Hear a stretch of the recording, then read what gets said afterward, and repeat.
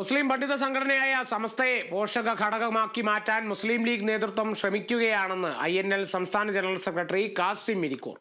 മുഹമ്മദ് അലി ശിഹാബ് തങ്ങളുടെ കാലഘട്ടത്തിൽ തന്നെ ഇത്തരമൊരു നീക്കം നടന്നിരുന്നു. അതിനെതിരെ അന്ന് സമസ്തയിലുണ്ടായിരുന്ന കാന്തപുരം AP അബൂബക്കർ മുസ്ലിയാർ അടക്കമുള്ളവർ പ്രതിഷേധമുയർത്തി രംഗത്ത് വന്നതോടെ അത് നടക്കാതെ പോയി.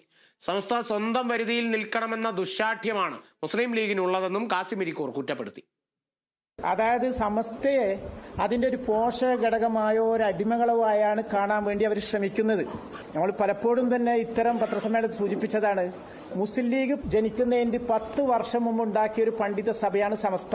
അതുമാത്രമല്ല, ഒരു നിലക്കും തന്നെ മുസ്ലിം ലീഗിനോട് വിധേയത്വമോ അതിനില്ല.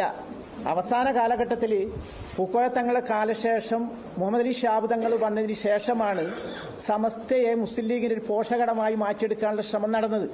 അതിനെതിരെ വലിയ പ്രതികരണം ഉണ്ടായപ്പോഴാണ് 1989 AP കാന്തപുരം അതിന്റെ നേതൃത്വത്തിൽ ഒരു വിവാഹം പോയത്.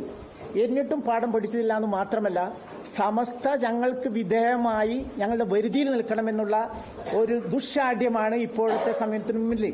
അതായത് മുസ്ലിം ലീഗ് അധ്യക്ഷനെതിരെ എന്തോ അഭിപ്രായം പറഞ്ഞപ്പോൾ പരസ്യമായി മാപ്പ് പറയണമെന്നൊക്കെ പറഞ്ഞാൽ ഇത് ഏത് ലോകം, എന്ത് ജനാധിപത്യം ഇത്? ഇന്ത്യയിൽ എവിടെയെങ്കിലും നിങ്ങൾക്ക് കേൾക്കാൻ പറ്റുമോ ഇത്? അതൊക്കെ ഇവിടെ മാത്രമേ നടക്കുള്ളൂ.